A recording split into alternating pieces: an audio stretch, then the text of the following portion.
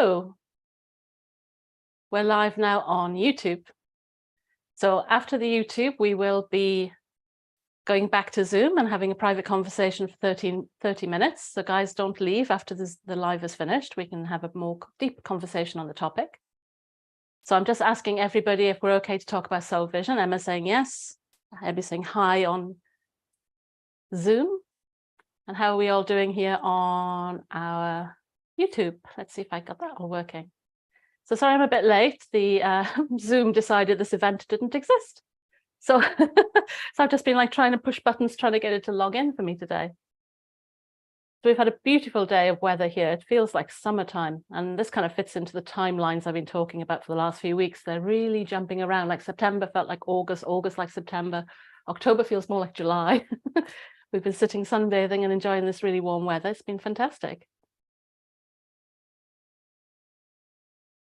So just make sure everybody can see that I'm live. Give them a moment to spot the lives all awake. So I hope you all saw my live last week, because what I was talking about is the October energies. And it seems like this is turning into a really exciting kind of month. It's, I keep saying this is uncharted territories, really unusual energies. I don't know what it's going to do one minute to the next. One minute I think, yes, everything feels fine and I feel energetic and I can move forward. And then suddenly it's just this kind of full stop, this bam that kind of blocks us. And like, I know we're leading up to 10/10 tomorrow, but this weekend, the energies were so intense. And I've noticed other people posting about it too. So it's not just me that feels it. And it was quite a little unexpected, because it wasn't quite the 10/10 portal and it wasn't in full moon and it wasn't the usual things. So these waves are coming through unannounced now. We can't predict when they're going to come. But if you sense it, then just tune into it and connect to it if you can. I'm not seeing any chat on YouTube at the moment. So if there's anybody on YouTube that's watching, if you could drop me a message so I can see if it's all working. Yeah, maybe that's because it's all the way down there. So hello, I apologize for being a bit late tonight. And this is Quantum Human Revelations. And every Monday I come on to talk about the energetic shifts in terms of the ascension energies, but in particular aligned with our soul vision and our purpose and why we're here. That's the kind of specialty I add to the ascension energies. It's all about understanding ourselves better, finding what our potential is, and then learning how to step into that potential. But the reason I call it quantum humans is because it's about not becoming healers necessarily. Being a healer is a really tough job. So I believe that what's awakening for us right now is a type of person who has had an interest in spirituality, but also has a very strong logical, practical, reasoning kind of brain, maybe a computing background or research or scientist background. So they have all the steps to do kind of very structured research. And they've always been kind of curious about spirituality, but never really tapped into having soul guides or soul-to-soul communications or energy sensing. They never really explored that, because most of the language that is presented on this subject can be a little bit vague. And as scientists and as technical people, we want a bit more structure. Now, maybe it's not just related to structure, to technical people. Maybe there's other types out there. But anyone that's got a little bit of, who prefers a little bit of structure, who likes to say, I know what steps I'm taking, I know what I'm doing, I can measure my progress. Any of those things would be really kind of, yeah, would be kind of like the definition of what a quantum human is. So I use the word quantum human because it feels like healer wasn't a good enough word. Sensitives weren't a good word. There were just lots of issues about what to call this. So I picked the words quantum human because we work in the quantum, and because I want to remind us that our human side is just as powerful as the quantum side. So that's what we talk about every Monday. So yes, we got a message coming through from Judy. So just let everybody know on YouTube, there seems to be about maybe 3-minute delay in what you type and what I see. So that way, if you wonder why I didn't answer your question immediately, is because of that slowness and that delay in the video. Because I think somebody last week mentioned something and I couldn't answer because I'd already signed off. So just to know, if I haven't answered you, that's what's happening. So hello, everyone. I'm Trudy, and I'm a soul guide. I help people with their soul vision. And I wanted to talk about the October energies tonight and to help dig a bit deeper into some of the aspects. So if you watched last week, we spoke about this month being a kind of an ascension, real kind of ascension milestone, that we were moving into this kind of new energetic state to allow more of a crystalline structure, to allow more of our soul essence to enter our body and to allow more of our wisdom, but also this power of being King Arthur, regal, and stepping into that, being in charge of our own destiny, being in charge of the adventures we want to take, and being happy to take adventures rather than fearful of change or feeling stuck or staying back.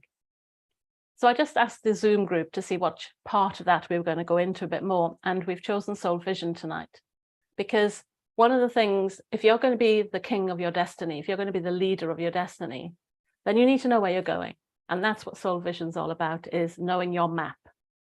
And one of the things that came up in October was hold your vision.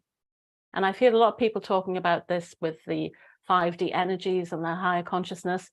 What you focus on is what you're going to get. And right now, the world is full of problems. But as quantum humans, we don't want to focus on those problems. We want to start focusing on the solutions. Our energy is powerful.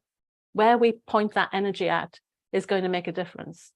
Even if all we're doing is thinking, designing in our minds, which is the Aries energy of this month, then we are energetically empowering certain visions. So that's what we're going to talk about tonight. So how are we all doing? Any updates on what the energy was like for everyone over the weekend? So Judy saying, been feeling it, and today's been very different every hour, a bit exhausting. Yeah, it's kind of really up and down the energies. It really feels a bit like well, I say roller coaster, but a roller coaster, at least you know when the dips and the highs are coming. This is like changeable, like on a pin. So how's everybody on Zoom doing?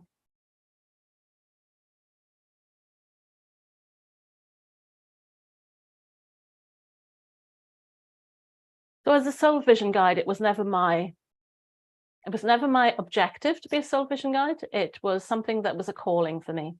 And it was a calling because it was what I needed in my life. It was the missing part to what I had achieved.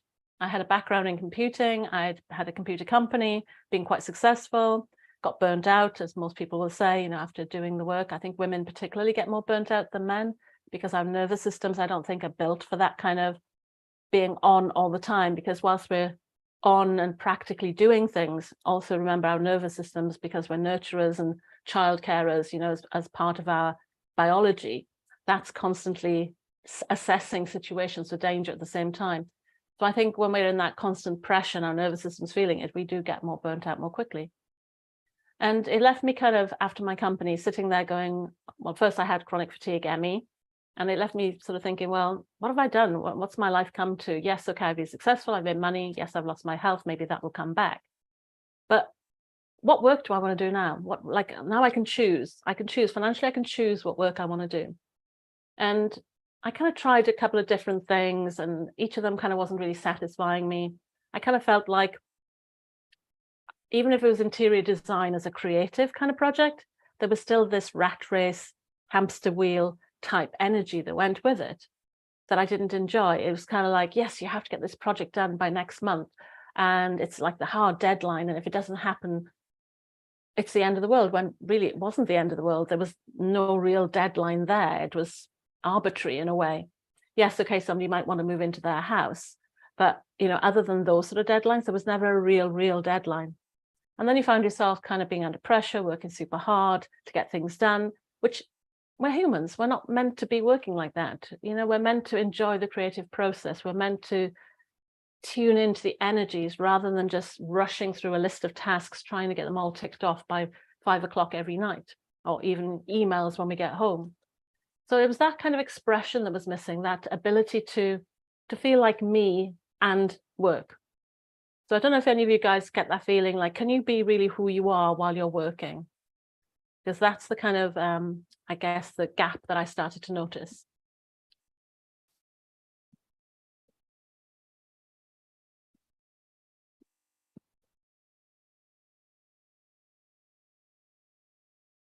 Anybody on Zoom?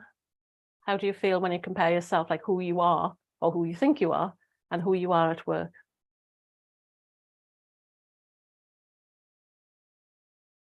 Yeah, so Jenny says she feels that gap too.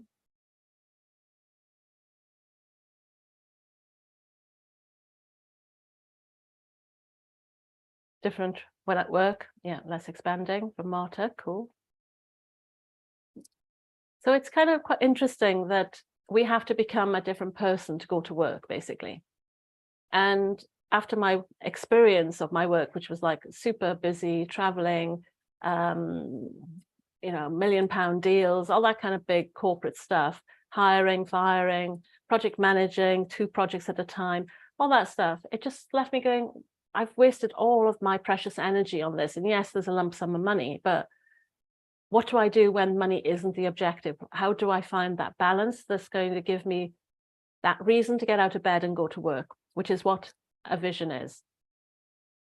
So just to remind people who perhaps haven't listened to the beginning of this podcast, we would have called that soul mission, soul path, soul purpose. Oh, wow. Charles says you can be exactly the same person. Oh, that's amazing. You must have a cool job. So the soul purpose, soul mission, or soul path are other terms that were used. But even those kind of felt like they had a preordained destiny associated with them that was kind of like telling us that we had to achieve something that was given to us. And then I think it was the end of last year where I started noticing that soul vision was becoming more expansive. And we could do that now if we tune into our hearts and think of your soul purpose. And just put your hand on your heart and take a deep breath. And just notice if it feels like your heart goes faster or tighter, or is it just feeling colder? Just get a sense for what that feels like. And then think about soul vision and how that feels. And then let me know in the chat how that came across.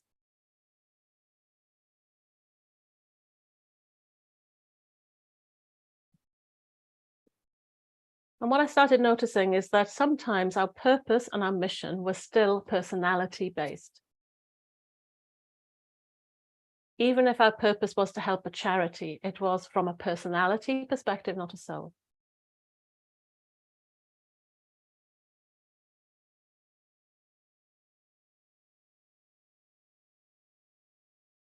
What have we got coming through there?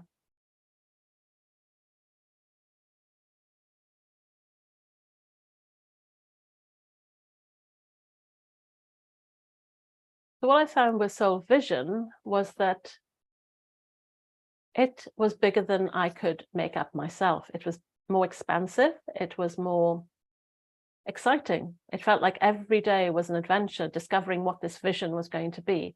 It was a bit like being given breadcrumbs and following each one excitedly, seeing what it's going to open up into.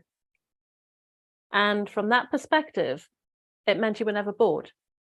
And that the more important part was that these expansive comments that were coming through on the soul vision side meant I had to do research to find out what they were. So it wasn't something I knew. It was something I didn't know, and I had to go and research, which meant I was growing.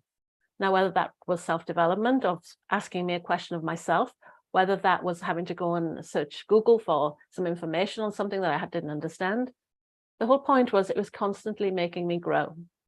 And I think if we think about our purpose on the planet, isn't it really to make ourselves grow, to learn more about ourselves, to learn more about the world and the beauty and the architecture and the histories?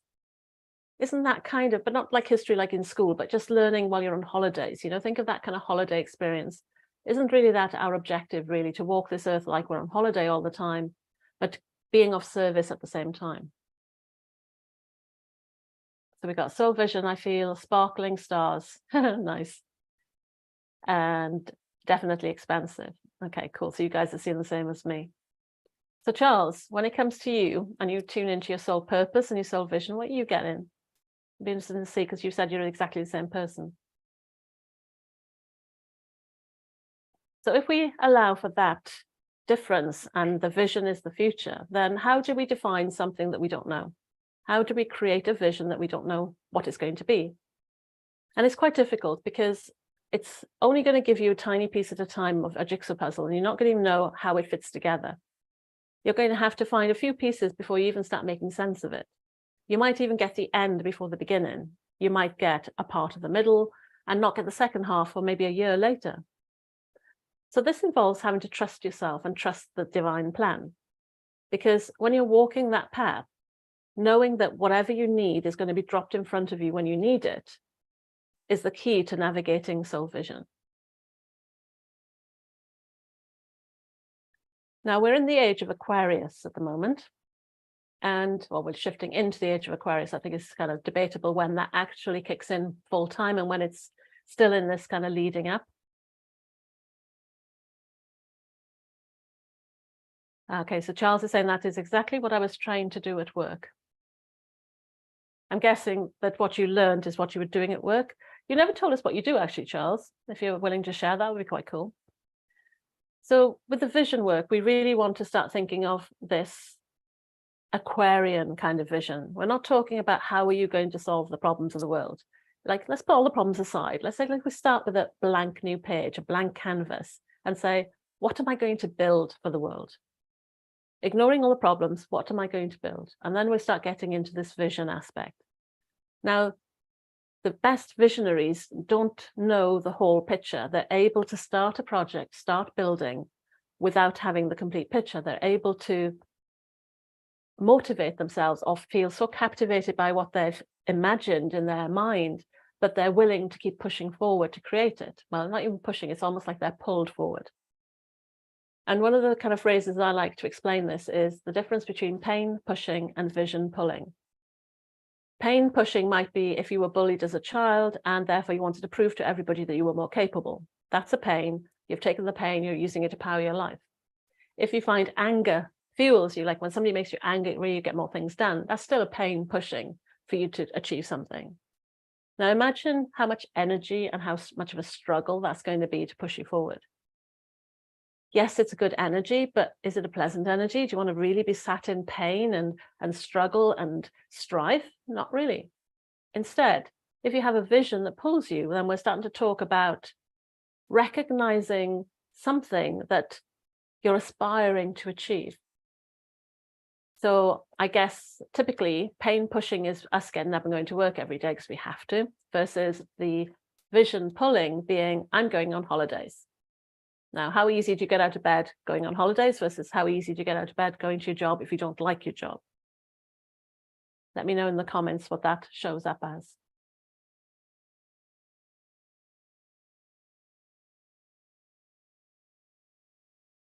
All right, so Charles is saying work trained him to do what I'm saying I should do. Okay, cool. So with this visioning work, typically we might assume that only entrepreneurs or only leaders can do this visioning work, but there are problems that are solved by the smallest fix in the world. You know, think of the light bulb. It's not like every day, we don't even think about light bulbs, do we? They're like in the room, lighting up our space. We don't even think about it. But if we go back to an age where light bulbs didn't exist and we had candles, and how reading a book with candlelight would be an issue. How you would probably come home from work and as soon as it got dark, you'd start settling into your evening routine because there wasn't enough light to do anything useful in that time. So basically those hours of darkness were not productive. And then along comes a light bulb and suddenly our whole daytime gets expanded so we can now work longer hours. Now I know there's electric behind it, but that's not what I'm talking about here. I'm talking about the light bulb itself. So something that we take for granted now is our lights. But the person developing that probably didn't think, I know, I'm going to create a light bulb and that one day is going to expand the working day for us all so that we can all work longer hours and be indoors more and not have to worry about the weather. They probably just thought, oh, I wonder if we can use electric to create light. And that was probably their first starting point. And then they started experimenting. And then they get to put that into practice by other people seeing that and deciding how can that be used now to help humanity. So what I'm using that example as is to show you that you can come up with a small idea that can have a big impact. You can make a small suggestion to your community that will have a big impact. When we talk about vision, it doesn't have to be world peace or global warming or anything like that. Although, you know, anything that helps that is good. But you might find that the smallest thing that you've done might actually enable those things to happen. So I often find that when I ask people, how big can you dream? I ask them that because I want to know how big their soul vision can be. So have a think about that for the moment while I read the comments. How big can you guys dream? What vision can you have for yourself? And how would you like to see yourself supporting humanity as this Aquarian age kind of warrior of light?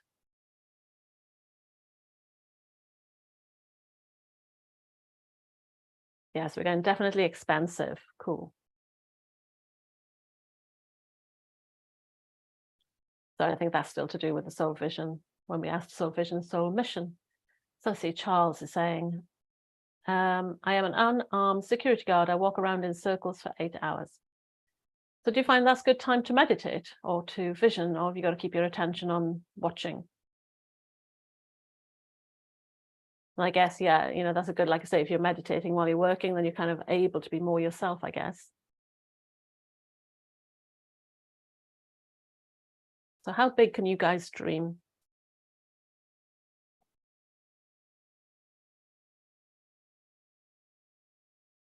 So Jenny's saying she'd like to do the, have a world where everything lives in harmony, respecting nature and animals, and as a kind of world peace kind of initiative. And what's your role in that?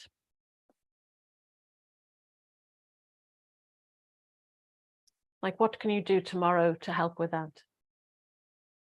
Because that's how it starts. It starts with one small step that then snowballs into the next step.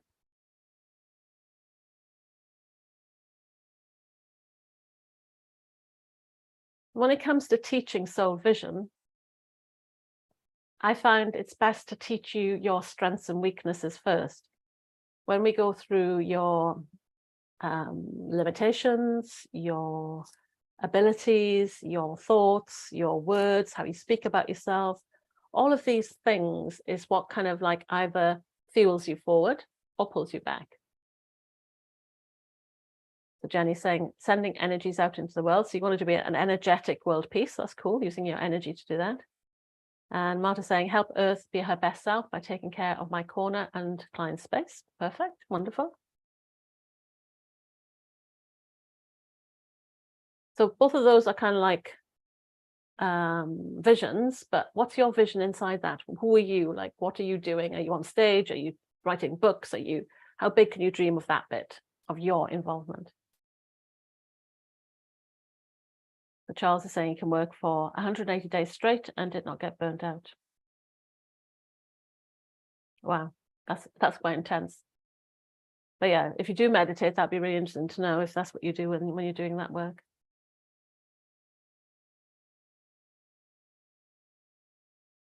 So to dream big, we have to believe in ourselves. We have to trust ourselves. But more importantly, I feel if we can listen to our soul and become more aware of our soul talk versus our personality talk, I think that's when you find the magic will happen. So Jenny's got on stage and books, yay. Because I know Jenny's a bit nervous about speaking out loud. And another on stage, excellent. So both Jenny and Marta have said on stage, and both of them have come from a background where public speaking probably was not on their dream big list. So I think that's really, really cool that they're saying that now, because that just shows how we've shifted over the year. Excellent. So yeah, so tuning into ourselves and understanding ourselves is where we find out if we're aligned with this vision or if we're not.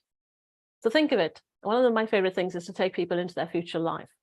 And I take them into their best future and show them what they can be. Not because I want you to see what car you're driving, what house, how much money you're making. Those things don't really matter. I just want you to see yourself living a life, the best life, something you might not have imagined for yourself, something a bit bigger, something a bit bolder. And once you see that, then the next job is to say, well, okay, that's interesting. I never thought that could be me. And then we look at where you are now, and we have to look how big that gap is, and then find out why there's a gap between what we've seen in the future and what we're seeing now. And then we do the healing work needed to release the beliefs, the limitations, to open up the potential, so that you can align with this and get there quicker.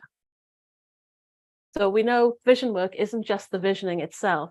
It's about putting the details into it. It's getting clear and really focused so that you can energetically support this vision. And the Aries energy was about creating in the mind before creating in the physical, creating in the etheric before the physical gets formed. So we have to have real clarity, real focus for that to happen. And then when we have that, we have to check our own vibrational alignment to see how aligned we are with that. Now, I know we've had little clues sometimes when we were a child, because we might have had hobbies that we ignored when we grew up, because when we were children, we're slightly more in tune with our soul vision. And we might have had parents that said to us, you can't be that, you need to be a doctor, or art doesn't make money, or women don't work, whatever belief system society or your parents imposed on you. All of that's going to block you and has to be cleared so you can step out into a new mindset. And that kind of fits in with what we've been talking about regarding time and timelines recently, because we're at a point now where we really can close the door on the past and decide to write new beliefs, new stories for ourselves that'll enable us to step into this bigger vision. So do you guys have any more questions on visions before I'm going to have to wrap up in about 5 minutes? But if there's a question I haven't answered, then pop that into the chat. So Marta's saying, doing energy grid work on people's space so they're powered up. Excellent. We need energy workers that are going to become more, or should I say, less invisible and more important as we move into the future, because I think energy is so underrated. We all kind of are aware that it's there, that it impacts life and emotions and feelings of space, but I don't think we really fully understand it as much as healers understand it. So having everybody on the planet trained in energy techniques is going to be a huge change for how we all think. So any energy work is going to be really powerful for the new age. So Charles says, totally opposite of meditation. So are you saying that you feel like the work you do is your soul vision? I'm a bit confused. That's for Charles.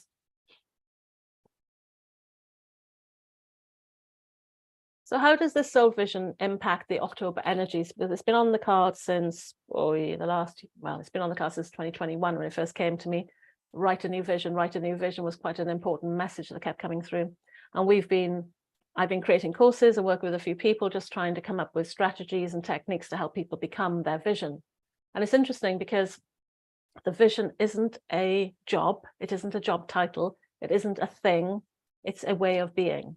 And like I said, seeing yourself being happy, seeing yourself being blissful, seeing yourself working in a very chill kind of way, enjoying life despite working and having children and being busy. It's seeing that to see that it is possible and then creating the life that matches that, which is going to be powerful.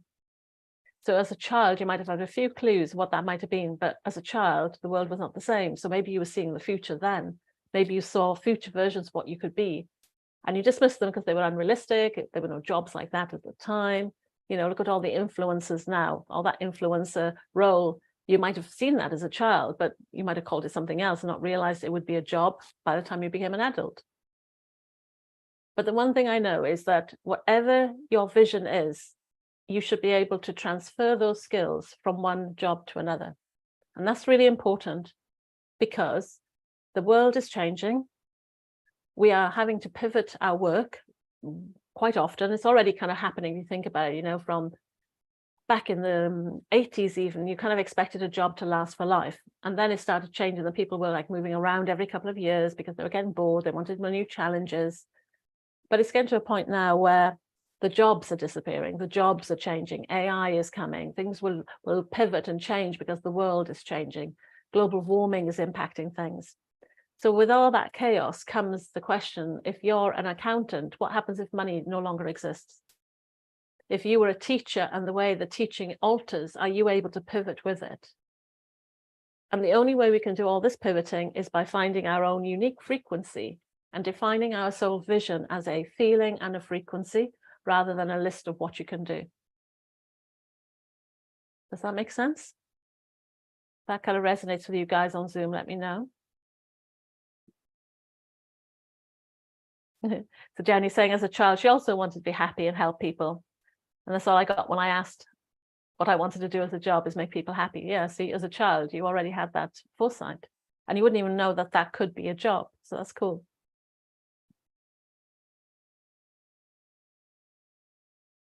So really kind of when we create the vision in October now, it's about that. Focusing on the feeling of what you want your life to feel like in an expansive way where you're serving humanity from this Aquarian energy of changing, not just supporting humanity, but changing humanity, reminding them of their values, of the earth, of the power of the mind, of our ability to connect to something bigger than us, of our ability to sense energies and all the other powers we have as humans that we've ignored because technology has kind of taken away our ability to explore that. Then think about how that makes up who you are, and then see how that makes you feel more stable. That once you know who you are and what you can do, then think of yourself like moving like from one job to another, from being a teacher, from being a accountant, from being a housekeeper to being a engineer. How can those skills cross across all of those domains? Because when you do try and think of yourself crossing over different job domains, that's when you start finding your true essence of what you bring to them all, which is a kind of frequency, like Jenny said, of just being happy, or bringing happiness to all your jobs, or being the sort of person that holds space so other people start thinking differently, or bringing awareness of the plants, or even being like, when it comes to being a vet, bringing in the voice of the animals so that you can communicate more deeply with them and help other vets who are more scientific actually get more of a sense of what the animals are feeling. There's so many aspects that we have that we can explore. So if I asked you now to think about your soul vision, are you guys getting like, I'm trying, like, when I use my words, I'm trying to activate you all. I'm sending energy to you all, asking you to kind of open up your cells and your DNA and your ancient wisdom, to unlock it, to open it, so we can start seeing what is hidden deep inside you that we need to be broken out now, because this is the sleeping part of the quantum human. The sleeping part is just you're not aware of how brilliant you are, how amazing you are, and what you're here to do yet. And we want to start now breaking that down and opening you up so you can find that path for yourself.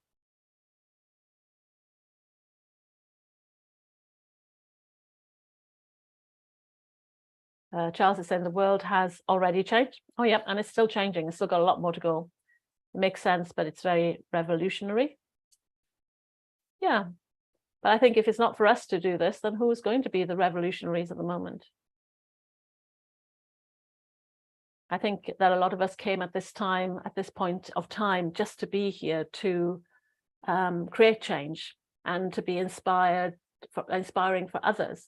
You know, I'd love to see schools teaching energy healing, not even self-healing, energy self-healing. I'd love to see schools teaching children that skill, so that children then, you know, think of children now, they get a feeling, they know something's not right, and then mum and dad says, oh no, everything's fine. And it's already wrecking their sensing abilities, because they really did sense it right. And yet we're taught that children can't handle this, so we tell them lies. And really it's just messing up their ability to balance out their own sensing abilities. But if we didn't do that and we encouraged it and we taught it, then they'd be much more able to navigate the world as it is now, because it's changing all the time. We can't tell what's true, what's false anymore. So think about, you know, that you are here to make a change, to make a difference. Doesn't matter how big or small, but you're here to make something important. And if you can feel into that and actually recognize that that's you I'm talking to. Yeah, I would love that. Jenny saying about the schools, I think. So Charles is saying the world has already changed. Yeah, the lie is that it hasn't changed already. Oh no, it's changed. We all know it's changed, I think, from the sensitive side of things. We all can see it's changing. And it's never going to go back. I know a lot of people were waiting for it to go back, but it really is activating and changing. And Charles is saying, you activated me a month ago. Oh, excellent. Well, I keep trying. I'm going to keep activating as long as I can through these Monday sessions. But yeah, send me, like, you should send me, like, if you can get onto email, send me an email and let me know how you're going, Charles, because I know you've been disappeared for a bit and I wondered where you were. And I don't know what we can't was, because you're a few minutes behind me, so I'm not sure what I was saying when you said that. So yes, wouldn't we all love to see a better, bigger world? And the thing is, we can all start doing this by just visioning a different world today. So before I sign off, let's just close our eyes and let's tune in. And I'm going to try and take you into it's something I'm going to do a longer version of, but I just want to take you into a short, quick view of what work could be like. So when I tune into work and I try to envisage what work could be like in the future, I don't see jobs. I don't see the kind of work that we're doing. But what I do see is this. So close your eyes and come with me on this journey. So I see a person getting out of bed in the morning. I see them being able to tune in to their heartbeat, maybe through gadgets, maybe intuitively. And that also gives them like an emotional stability or mental health stability assessment. And they then decide, how do I feel today? And if they feel happy, maybe they'll say, do you know what? I feel happy. I want to go somewhere and spread happiness today. Maybe it'll be like, well, actually, I'm lacking energy. What can I do instead? What can I do to boost my energy? And where can I go to have that? Or they may wake up and say, wow, I learned something really amazing last night. I want to go and share that and teach. So basically, this kind of feeling I get is that we're using the human mind and the human resources of the brain and the way the brain works in a more natural way, where we're not just focusing on one single job every single day, day in, day out. We're actually moving into different roles and flowing. I could even see it that, you know, on those days where you're lacking energy, isn't that a cool day to hang out with kids and let all that energy of kids running around rub off on you and boost you? Maybe you even find that you don't need childcare anymore, because on the days where people might not feel sort of so cerebral or wanting to think in numbers, they might just want to be playful. They can actually go and play with the children. Now, I know there's also some other issues to consider, but let's focus on just the vision of an ideal, perfect, utopian kind of view for the moment. But just as you see that unfolding, to know that every morning when you wake up, you get to choose the work that you do based on your physical state, your mental state, and what you're able to give at your maximum that day. And things start changing. Now, instead of work ruling us and us being slaves to work, work is a community activity, a community where we know that there's always going to be somebody filling in all the roles that need to be done, and that we're all rotating and experiencing all those feelings. That we are teaching, we are expressing all parts of who we are, whether we're happy, whether we're sad, whether we're teaching, whether we're receiving. How fulfilling does that feel?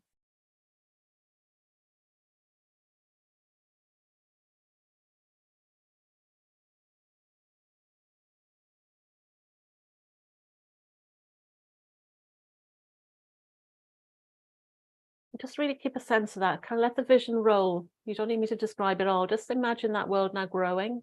What are you seeing? What are you noticing? What are people doing? Are people having long naps in the afternoon?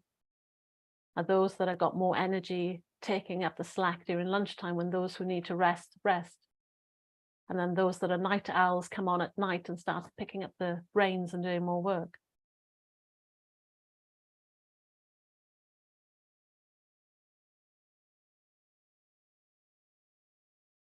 Now make that feeling stronger and stronger, and just let it go right down through your body. Let it come out of your heart, down through your body, down into your toes and your fingers. Make it stronger and stronger. And I'm sure each of you are adding your own little parts to it, so keep amplifying it. And now I want you to imagine that energy now is starting getting bigger than your heart, bigger than your chest. And you're sitting in a bubble of this energy.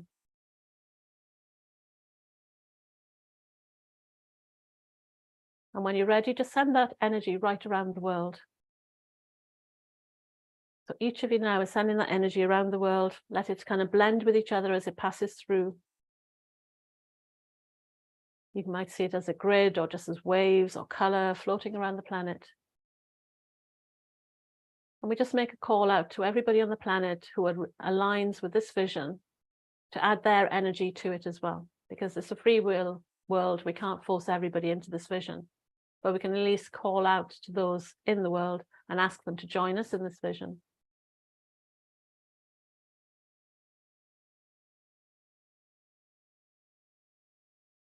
Now we bring the energy back, bring it back down into your heart.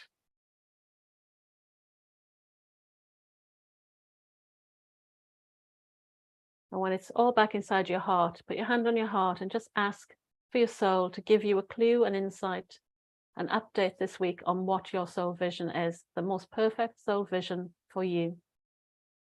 Minus any limitations, minus any restraints.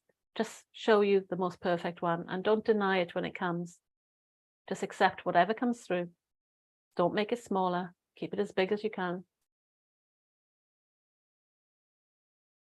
And you'll know when it's right because it'll feel like the feeling you have right now, because this is just a frequency signature of how this type of work should feel.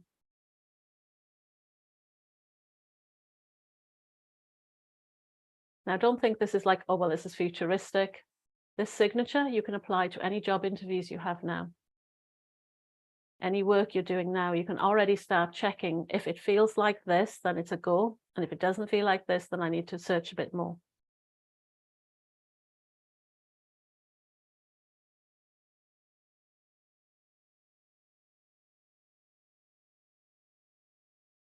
And then just bring your awareness back into your body. Give it a symbol, a word, or a color maybe. Something that you can help remember this feeling. So it's just something you can draw or put on your altar or look at on a post-it pad on your door, on your window frame. Something to remind you that every time you see that, you remember this feeling right now.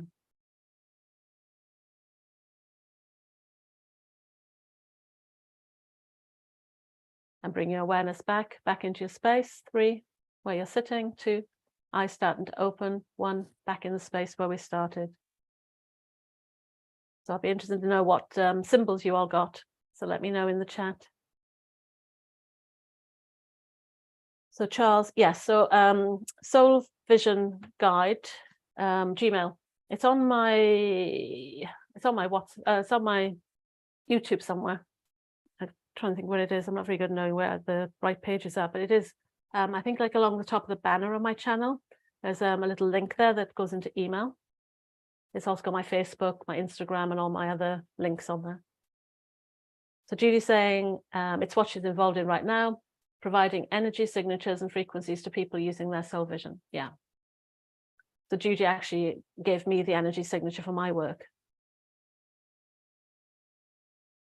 So Jenny got a peace symbol. Nice. That fits what you said you were going to do. So just keep that somewhere obvious. Did anyone else manage to get a symbol or a word?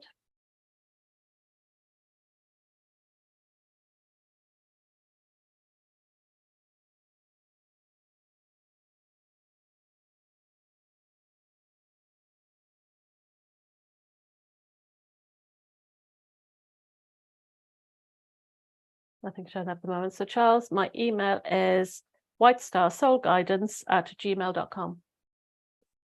That's whitestarsoulguidance, all one word, @gmail.com. A flowery leaf like a fan shape. Don't